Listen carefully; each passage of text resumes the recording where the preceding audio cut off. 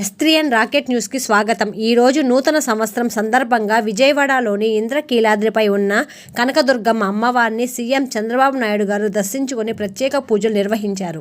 ఈ నూతన సంవత్సరంలో ఆంధ్ర రాష్ట్రంలో అందరూ కూడా ఆనందంగా ఉండే విధంగా దుర్గమ్మ తల్లి ఆశీర్వదిస్తా ఉంది. ఇది చాలా సంతోషం.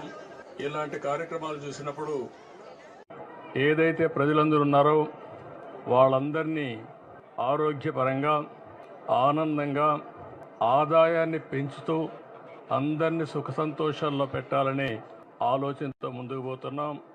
ఈరోజు చిన్న పిల్లల్లో కూడా బ్రహ్మాండమైన స్ఫూర్తి ఉంది.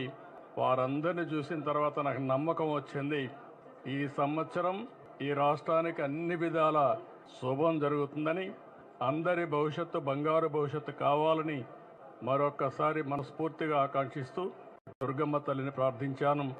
ఈ సంవత్సరం నుంచి తెలుగు వారికి అన్ని జయాలే ఉండాలని మనస్ఫూర్తిగా ఆకాంక్షిస్తూ మరొక్కసారి అందరికి అభినందనలు, ధన్యవాదాలు, శుభాకాంక్షలు. Thank you.